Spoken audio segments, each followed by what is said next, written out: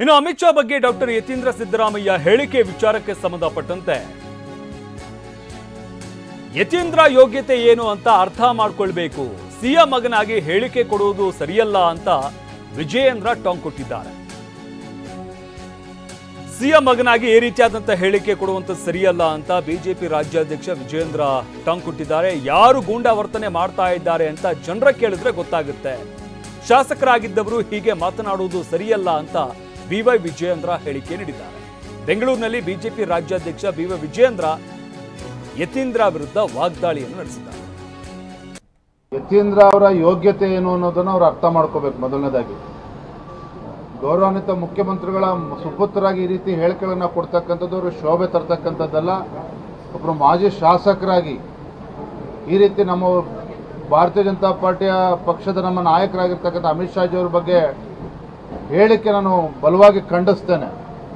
ತತ್ಕ್ಷಣ ಅವರು ಕ್ಷಮೆಯನ್ನು ಯಾಚಿಸಬೇಕು.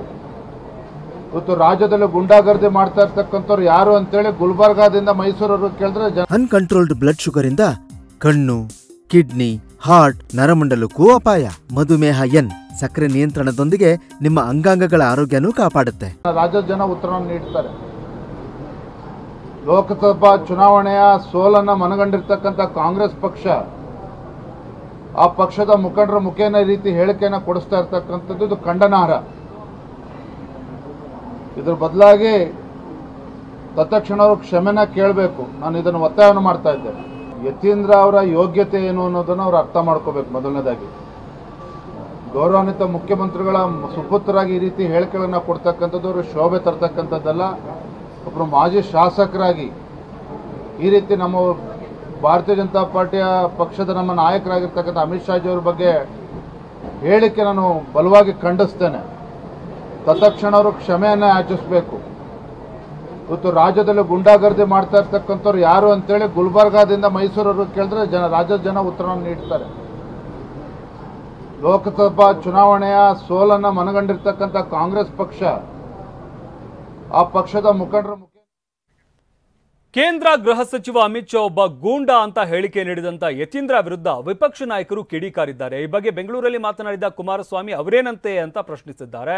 ಇನ್ನು ಅವರು ಮಾನಸಿಕವಾಗಿ ಅಸ್ವಸ್ಥರಾಗಿದ್ದಾರಾ ಅಂತ ಡಾಕ್ಟರ್ ಅಶ್ವಥ್ ನಾರಾಯಣ್ ತಿರುಗೇಟನ್ನು ಕೊಟ್ಟಿದ್ದಾರೆ. ಹಾಗಾದ್ರೆ ಏನ್ ಹೇಳಿದ್ದಾರೆ ಕೇಳೋಣ ಬನ್ನಿ. ಸರ್, ಯತೀಂದ್ರ ಸಿದ್ದರಾಮಯ್ಯ ಅವರು ಅಮಿತ್ ಶಾ ಅವರ ಬಗ್ಗೆ ಗೂಂಡಾ ಅಂತ ಹೇಳಿಕೆ ಕೊಟ್ಟಿರ್ತಕ್ಕಂಥ ಅವರೇನಂತೆ ಸರ್, ಯತೀಂದ್ರ ಸಿದ್ದರಾಮಯ್ಯ ಅವರು ಅಮಿತ್ ಶಾ ಅವರ ಬಗ್ಗೆ ಗೂಂಡಾ ಅಂತ ಹೇಳಿಕೆ ಕೊಟ್ಟಿರ್ತಕ್ಕಂಥ ಅವರೇನಂತೆ ಮಹಾನ್ ನಾಯಕರಿಗೆ ಗೂಂಡಾ ಅಂತ ಹೇಳಿಕೆ ಕೊಡ್ತಾರಲ್ಲ, ಇವ್ರಿಗೇನಾಗಿದೆ? ಮಾನಸಿಕವಾಗಿ ಅಸ್ವಸ್ಥರಾಗಿದ್ದಾರಾ?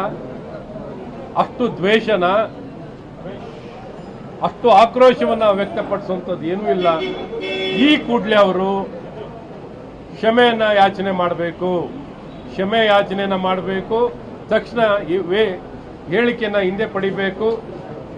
ಇಂಥ ಕೀಳ್ಮಟ್ಟದ ಹೇಳಿಕೆಯನ್ನ ಕೊಡುವಂಥದ್ರಿಂದ ಡಾಕ್ಟರ್ ಆಗಿರೋರು, ವಿದ್ಯಾವಂತರಾಗಿರೋರು ಡಾಕ್ಟರ್ ಯತೀಂದ್ರ ಅವರು ಇಂಥ ಹೇಳಿಕೆ ಕೊಡೋದು ಅವರ ವ್ಯಕ್ತಿತ್ವಕ್ಕೂ ಸೂಕ್ತ ಅಲ್ಲ. ಅವರ ವ್ಯಕ್ತಿತ್ವ ಅಥವಾ ಅವರ ನಡೆಗೆ ಸೂಕ್ತವಾಗಿಲ್ಲ. ಖಂಡಿತ ಈ ತಕ್ಷಣ ಅಮಿತ್ ಶಾ ಅವರ ಕೊಡುಗೆಗಳನ್ನು ನೋಡಬೇಕು. ಅವರಷ್ಟು ಎಳ್ಳಷ್ಟು ನಿಮ್ಮ ಪರಿವಾರದವರು ಏನಾದ್ರು ಕೊಟ್ಟಿದ್ರೆ ಮಾತಾಡೋಣ. ಹಾಗಾಗಿ ಆ ಎತ್ತರದ ವ್ಯಕ್ತಿತ್ವದ ನಿಮಗೂ ಸೂರ್ಯನಿಗೂ ಒಂದು ಟಾರ್ಚಿಗೂ ಲೆಕ್ಕ ಇದ್ದಾಗಿದೆ. ದಯವಿಟ್ಟು ಇಂಥ ಹೇಳಿಕೆಗಳಿಗೂ ಹೋಲಿಕೆಯನ್ನು ಮಾಡಬೇಡಿ. ನಿಮ್ಗಂತ ಹೇಳಿಕೆ ಕೊಡುವಂಥ ಅರ್ಹತೆಯೂ ನಾನು ಇಲ್ಲ ಅಂತ ಹೇಳಕ್ಕೆ ಇಷ್ಟಪಡ್ತೀನಿ.